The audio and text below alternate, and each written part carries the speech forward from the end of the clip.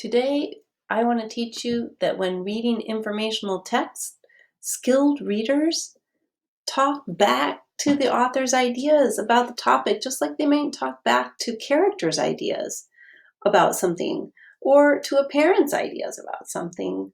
Sometimes a reader says, I see what you're saying, but I see it differently. Can you remember a time when you read about a character who was making a bad choice and in your mind you thought, oh, that character is not making a bad choice. I disagree with that character because I know that skipping school is a bad idea, for example. You may not always agree with your parents, right? And you just have to have reasoning behind it.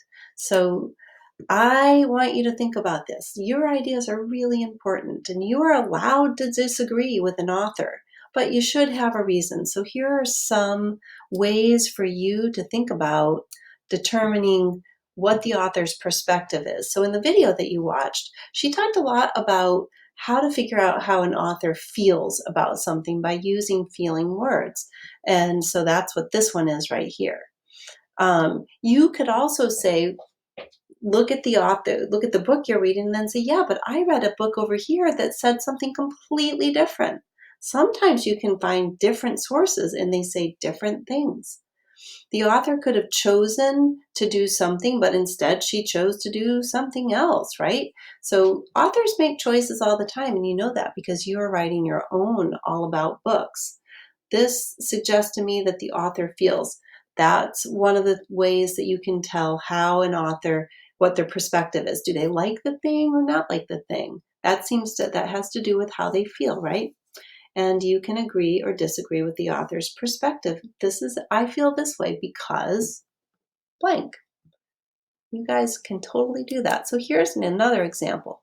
Hippopotamuses are usually gentle giants.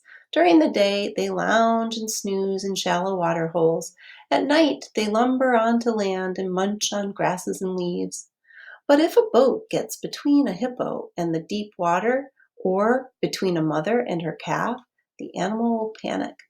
It may tip over the boat and attack the passengers with its powerful jaws. These are kind of big words, right? Gentle sounds kind of nice, and the word powerful sounds a little scary. I think that the author's using these two words together to make it clear that we should be careful around hippopotamuses. I think that's how the author feels. Here are some really good examples of what students did as they were writing. So both of these, the student was reading something and they said, I agree with the author. We should not attack elephants and sell their parts. Okay, that's a really good statement. I agree with the author that people should recycle, but he makes it sound so easy to do. When you're in a big city, it can take a lot of work to recycle. So this student actually said, you know what, I agree, but I disagree with part of what the author is saying. And that's really high level thinking. As you are making your jots in your books and adding to our Padlet, this is the kind of work I'm hoping that you're doing.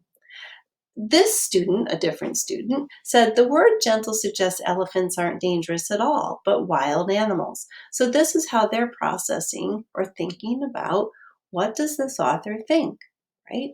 This is the kind of work that I hope that you do today as you get started reading your nonfiction books.